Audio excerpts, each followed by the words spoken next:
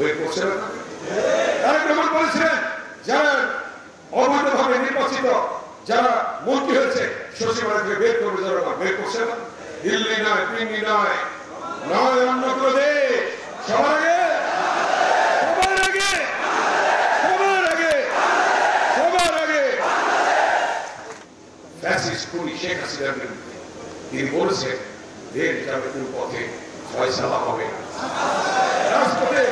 সেই তার যে কথা, তার যে বক্তব্য সত্য প্রমাণিত হয়েছে। বাউন্ডের ভাষা আন্দোলন, সেদিন সালাম বরকতের রক্তের বিনিময়ে রাজপথে ফয়সালা হয়েছিল। মায়ের ভাষা পেয়েছিলাম আমরা।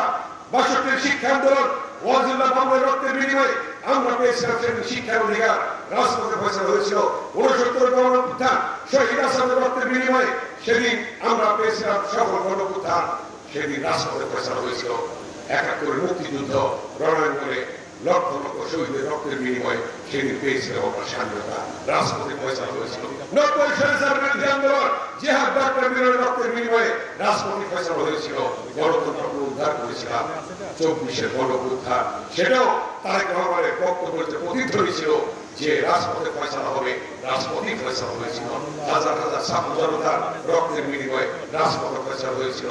সেই ছাত্রনেতা আমাদের পাশে আজকে থাকতো।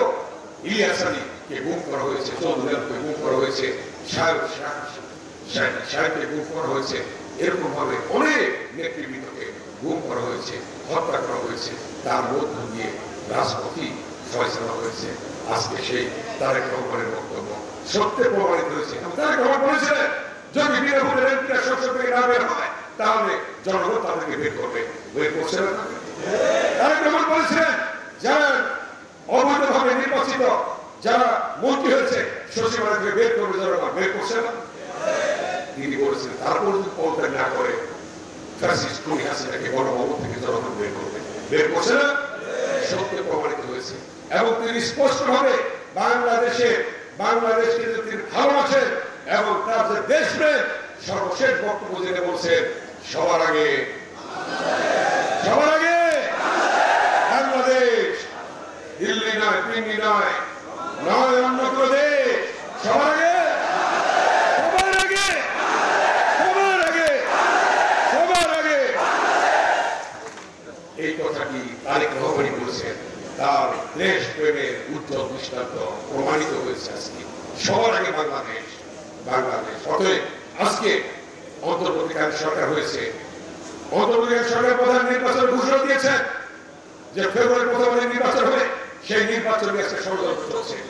যারা পিয়ার পদ্ধতি চায় তারা বাংলাদেশের নির্বাচন চায় না। যারা পিয়ার পদ্ধতি চায় তারা বাংলাদেশের গণতন্ত্র চায় না। আজকে আমার গণভোট নিয়ে তারিখ নিয়ে উল্টাপাল্টা করতেছে, কথাবার্তা বলছে। তাদের কি আজকে নির্বাচনটা হইলে কিন্তু তাদের মাথা পুরি শেষ হয়ে যাবে। এইটা বুঝেই তারা ষড়যন্ত্র করছে। তারা নির্বাচন করতে চায় না, কিন্তু বাংলাদেশের জনগণ নির্বাচন করবে। মাননীয় প্রধান উপদেষ্টা ঘোষণা অনুযায়ী ফেব্রুয়ারি প্রথমার্ধে নির্বাচন হবে এবং সেই নির্বাচনে এদেশের সরকার হবে তারেক রহমানের সরকার, এদের সরকার হবে খালেদা জিয়ার সরকার, এদের সরকার হবে জাতীয় সরকার।